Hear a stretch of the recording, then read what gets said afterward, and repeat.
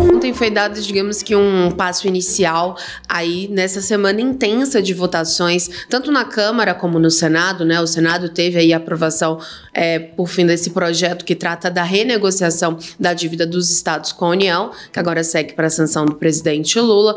Por outro lado, a Câmara avançou em temas também fiscais, um deles a questão da reforma tributária. O primeiro projeto que prevê a regulamentação da reforma foi aprovado na Câmara, teve algumas mudanças em relação ao texto aprovado no Senado Federal e agora também vai aí para veto ou não de Lula. Esse projeto ele trata especialmente sobre o novo imposto, que é o IVA, né? O Imposto sobre Valor Agregado, que basicamente vai ter o CBS, que é vou até colar aqui, que é a contribuição sobre bens e serviços, que trata de um imposto federal, e também sobre o IBS, que é o imposto sobre bens e serviços, mas que aí já é imposto estadual e municipal.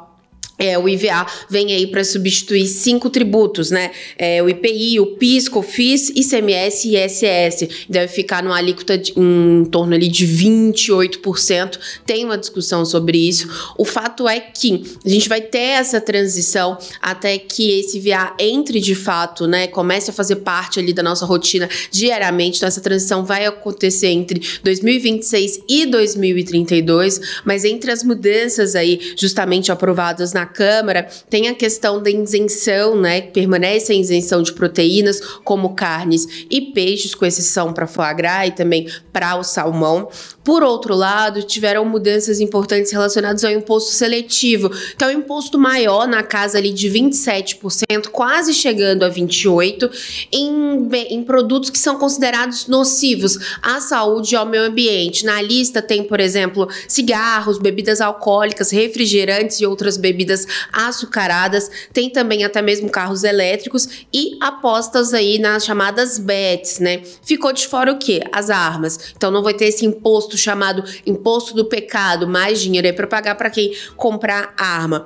Outro ponto da reforma tributária que vale a pena a gente destacar é que a criação da categoria do nanoempreendedor, que são aquelas pessoas ou o trabalhador que recebe aí até R$40 mil por ano de uma receita bruta. Então com isso vai ter uma isenção aí no caso de motoristas de app e também entregadores, tem uma, digamos que uma folguinha maior justamente para poder dar um fôlego. Agora uma outra questão também que ficou de fora é que teria isenção, por exemplo, em questão de água, bolacha, desconto até mesmo para veterinário e tudo, até times de futebol, mas isso ficou de fora. Agora é ver o que o presidente Lula vai decidir, porque no caso dele, por exemplo, não concordava com a questão dessa isenção não, né, mas a criação das armas ficarem de fora desse imposto do pecado. Por outro lado, um outro ponto importante foi que foi aprovado ontem o texto base do pacote de corte aí do governo. O governo quer até 2030, pelo menos,